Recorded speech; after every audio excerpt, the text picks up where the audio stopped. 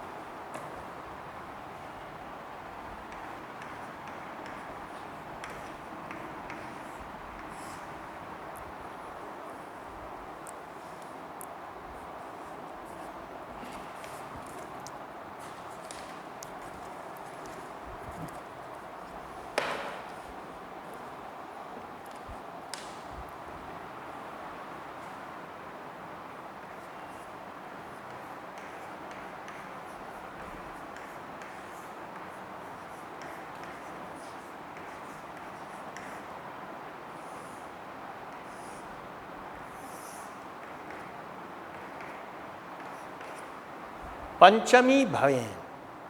इसमें कहा गया कि जब समास का प्रथम पद पंचमी विभक्ति वाला हो और उसके बाद यदि मुख्य रूप से वह भय,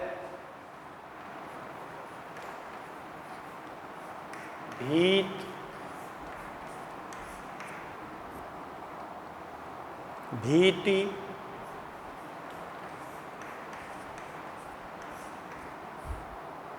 या भी शब्द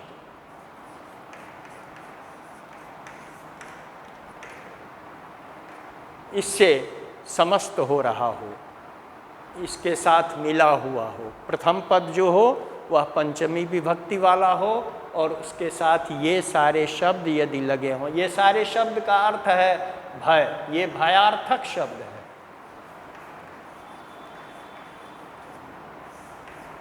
भयार्थक शब्द, ये सारे शब्द भयार्थक हैं और यदि पंचमी विभक्ति वाले शब्द के साथ इसका विग्रह उत्तर पद में रहता है, भय, भीत, भीति या भी, तो वहाँ पर हम समझेंगे कि यहाँ पर पंचमी तत्पुरुष समास है। जैसे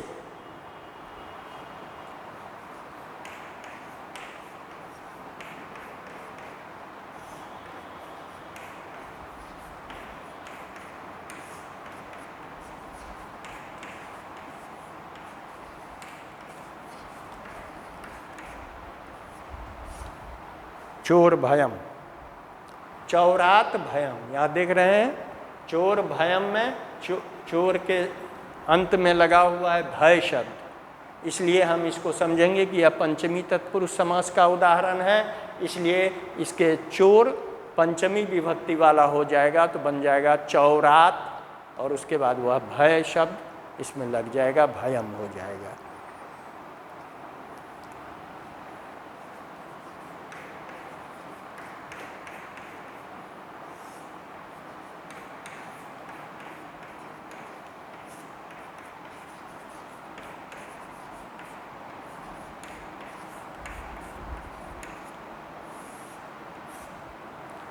यहाँ भी भीतः शब्द है, यह भी भयार्थक है और उसके पहले व्याघ्र शब्द है, इसलिए व्याघ्र शब्द में पंचमी विभक्ति लगी है और उसके बाद यह विग्रह वाक्य हुआ, ये समस्त वाक्य हुआ। ये समस्त पद है, ये विग्रह वाक्य है, इसी को व्यास वाक्य भी कहते हैं। इस तरह से अब इसी प्रकार फिर इसका दूसरा है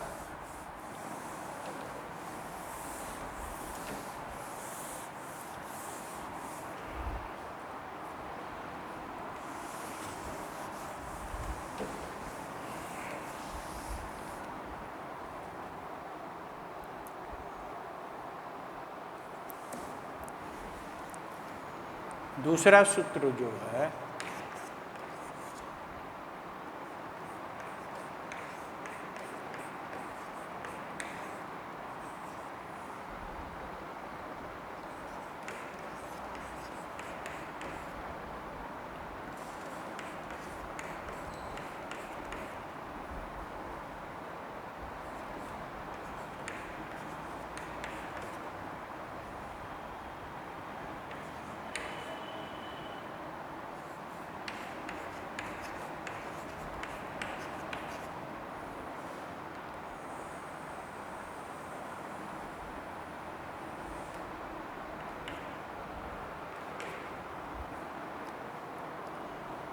कहा गया कि पहला पद हो पंचमी विभक्ति वाला और उसके बाद उसके साथ लगा हो अपेत, अपोढ़, मुक्त, पतित, आपत्रः, आपत्रस्तः, अल्पशः, ये सारे शब्द लगे हों तो वहाँ ये जो है पतित माने गिरा हुआ जो होता है, इसके अर्थ में और भी शब्द आते हैं, जैसे भ्रष्ट हुआ, च्युत,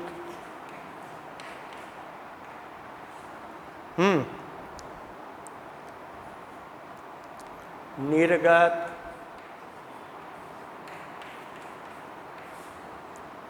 अपत्रस्त। अपत्रस्त माने होता है कि फेंका हुआ, निकला हुआ, उसी अर्थ में यहाँ अपत्रस्त आया है। अल्पशः माने कम, अल्पशः। तो इस प्रकार से हम देखेंगे कि यदि प्रथम पद पंचमी विभक्ति वाला हो और उसके साथ यदि अपेत, अपोढ़, मुक्त, पतित, आपत्रस्त और अल्पशः ये शब्द लगे होंगे तो वहाँ पर पंचमी तत्पुरुष समास होगा। अब जैसे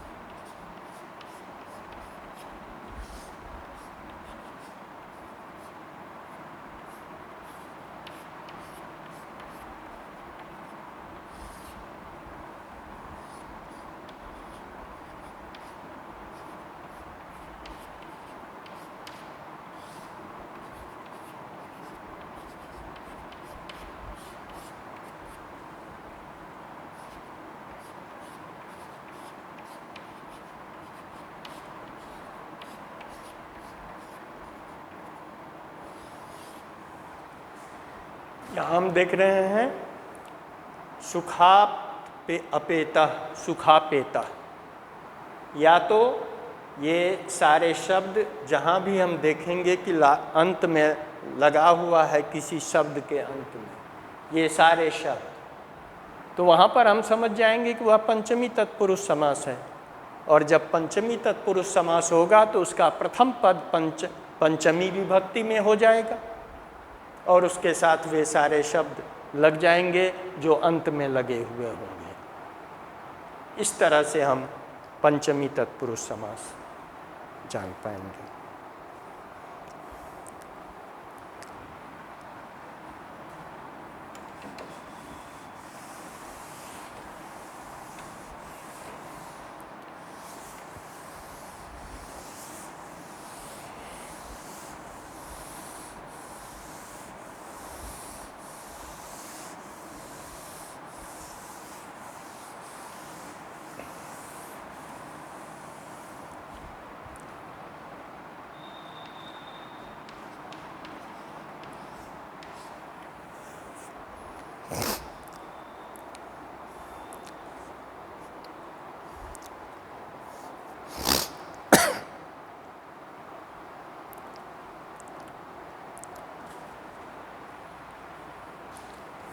षष्ठी तत्पुरुष समास में कहा गया कि यदि जिस समास का प्रथम पद षष्ठी विभक्ति वाला हो और उसके बाद कोई भी सुबंत पद हो, यानी कोई भी सुबंत पद हो, शब्द रूप वाला पद हो, तो वहाँ पर सप्तमी तत्पुरुष समास होता है। जैसे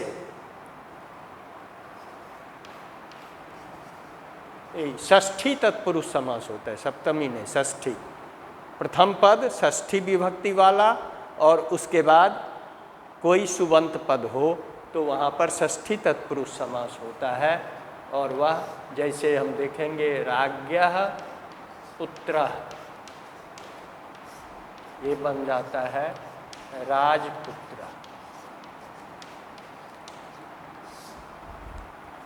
यहाँ राज्ञः राजन शब्द से राज्ञः बना षष्ठी विभक्ति में। राजन शब्द मूल शब्द है राजन, उसका अन जब लोप हो जाता है, जब समस्त पद होते हैं तो उसके अंत वाला अन लोप हो जाता है तो बचता है राज, और तब यही पुत्र के साथ मिल जाता है तो राजपुत्र हो जाता है।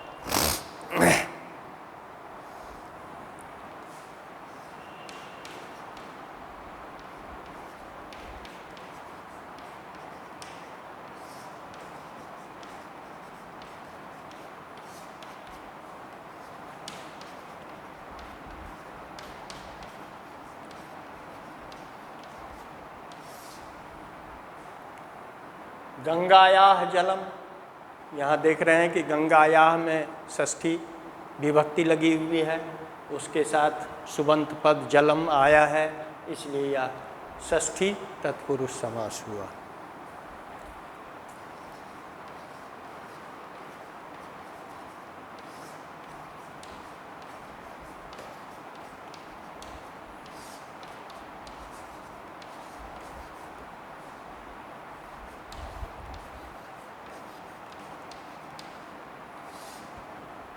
देवस्य पूजकः, यहाँ भी प्रथम पद देवस्य जो है वह षष्ठी विभक्ति वाला है और उसके साथ पूजकः सुबंत पद लगा हुआ है, इसलिए यह देव पूजकः षष्ठी तत्पुरुष समास का उदाहरण है।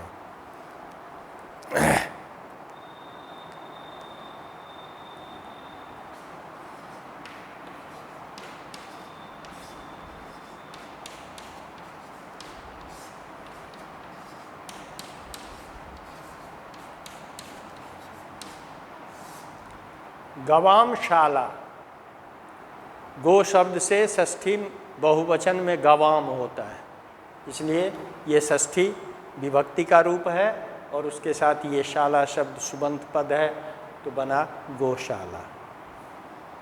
इसी तरह हम देखेंगे जितने भी हम उदाहरण या समस्त पद आएंगे उसमें यदि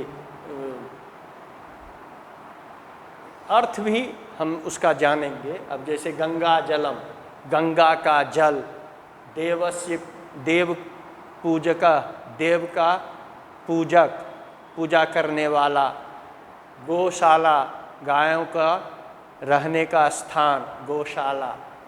तो इस प्रकार से हम देख रहे हैं कि सभी में संबंध कारक का चिन्ह का, के, की लगा हुआ रहेगा अर्थ में।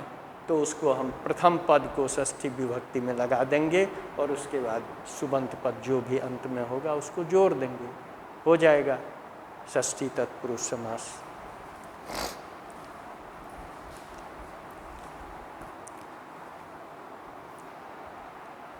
सप्तमी तत्पुरुष समास में कहा गया सप्तमी सौंडय।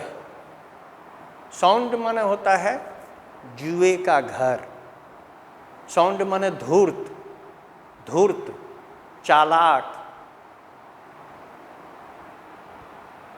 तो यहाँ पर कहा गया कि उस धूर्त चालाक के अर्थ में जो शब्द आवे और पहला पद सप्तम्यंत हो, सप्तमी विभक्ति वाला हो और उसके साथ यदि सौंडादि शब्द हो, सौंडादि गण माने सौंड के अर्थ वाला जितने भी शब्द होंगे यदि वह आया होगा तो वहाँ पर सप्तमी तत्पुरुष समास होगा। इसके साथ ही ये भी बताया गया कि यदि सप्तमी विभक्ति वाले शब्द के साथ सिद्ध, शुष्क, पक्व और बंध शब्द लगा हुआ हो तो वहाँ भी सप्तमी तत्पुरुष समास होगा। अब जैसे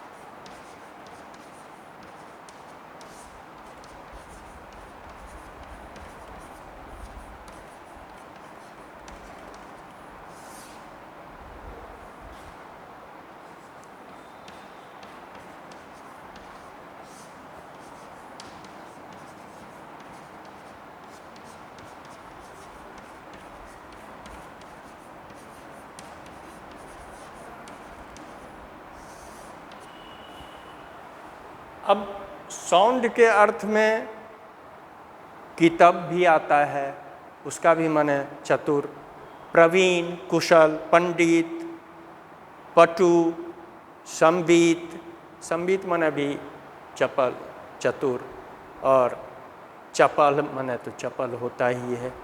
तो इस तरह से साउंड के अर्थ में जो जो शब्द आते हैं उसके साथ यदि सब पूर्व पद में सप्तमी विभक्ति वाला पद हो तो वहाँ भी हम सप्तमी तत्पुरुष समास कहेंगे।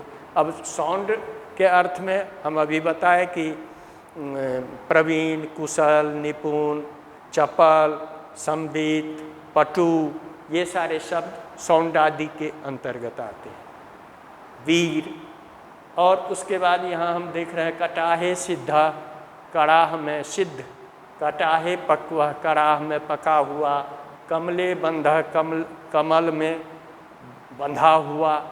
इस तरह से हम देखते हैं तो वहाँ पर हम सप्तमी तत्पुरुष समास